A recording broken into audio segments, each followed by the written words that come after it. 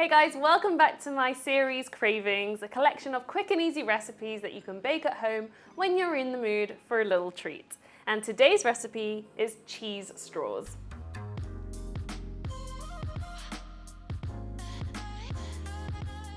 I know, something savory on my channel at last, but I ate one the other day and I just remembered how easy they are to make at home, including a little hack I have. So let's get straight on with the recipe.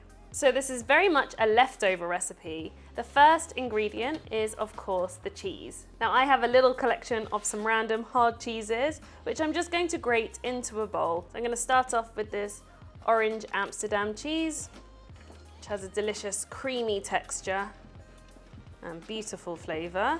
But honestly, any cheese works for this. And then I've got some manchego, which actually has some garlic in it, which adds another bit of flavor. I'm grating it quite small. And then some strong Parmesan cheese. This really delivers a tanginess. And you can see I'm not really weighing. I'm just measuring this kind of by eye because it also depends on your pastry amount, which I'll get to next. So I'm just going to toss the cheese together. And into the mix, I'm going to add a sprinkling of pepper. So this is crushed black pepper. And some sea salt. And I can put that to one side while I get the pastry ready. So this is ready bought puff pastry. If you want to make your own, then go ahead. I'll take my hat off to you, but I always buy ready puff pastry. And what I did, I used this for a larger tart elsewhere, and I kept all the scraps because you should never throw your scraps away because they make excellent cheese straws, which is what I'm going to make now. So I'm just going to take as many scraps as I have here. Doesn't matter if they rip or fall apart because I'm going to put them back together again.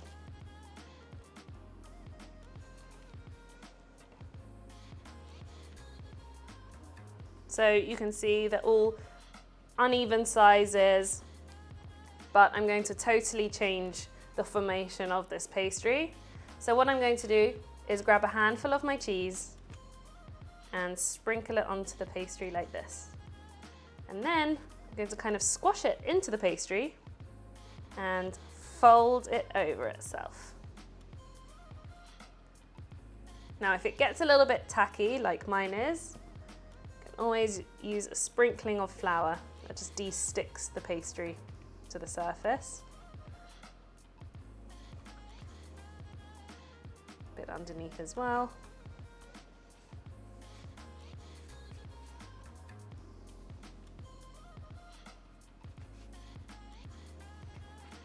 So I've kind of sandwiched the cheese inside. Then I'm going to get a rolling pin and roll it out again. So I'm almost flavoring the pastry with cheese. Now it's just easier to keep it as rectangular as possible, but like mine, it really doesn't matter if it starts to lose its shape because we're going to do the same thing again. Get some more cheese, sprinkle it over. Pat it down, fold it in, it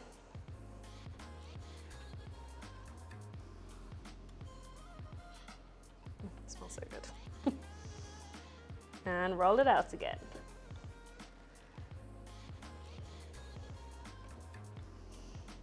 And folding this pastry just creates even more layers of the puff pastry,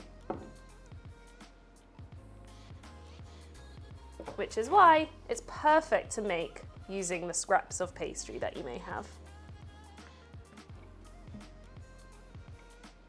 So again, depending on the amount of pastry you have, depending on the amount of cheese you have, you could do this process one more time, but the last layer, what I like doing with the last amount of cheese is sprinkling it on top.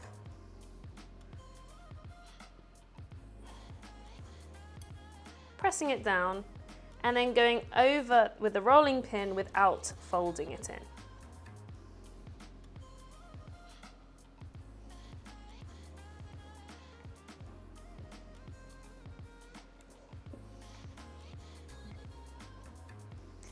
So now what I want to do is cut this pastry into strips. You can use a knife, but I actually find using a pizza cutter a lot easier. And of course, you're going to have two uneven end bits, so let's neaten those up. And now I'm going to cut strips. So they're about 1 to 2 centimeters thick.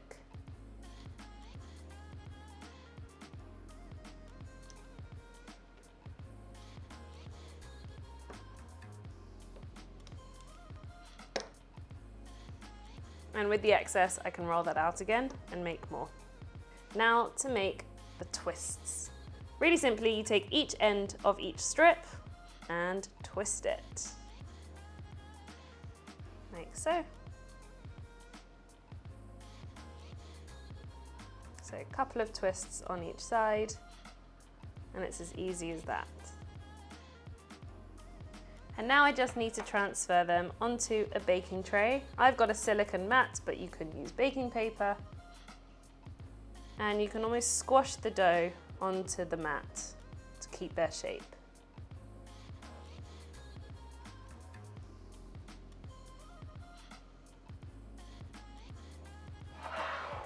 And this was the excess dough that I just re-rolled, and I can twist that too.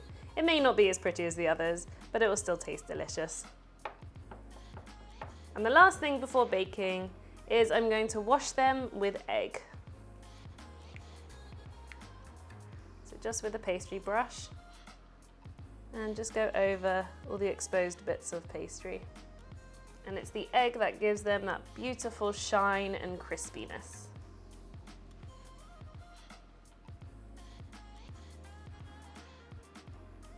Now they're ready for the oven. These need to go in at a higher temperature than usual, 190 degrees, for about 10 minutes until the pastry is fully cooked through. So this is what they should look like when they're baked. They kind of lose a bit of shape every now and then, but I love the rustic look of them and they smell unbelievable. It's obviously very important to let them cool before you touch them, but when they're cool enough, you can take one off the tray and they hold their shape, and you can see that the cheese is caramelized a little bit, and oh my gosh, they smell divine. So now they're ready to present however you like. I love making these when I know I'm hosting people. They go down a treat when you're waiting for your food, or if you've got a few dips. They make a perfect appetizer or an addition to a cheese board. I quite like presenting them in jars or laid down on a slate like I'm doing now. And you saw how easy they are to make, and they're such a crowd pleaser.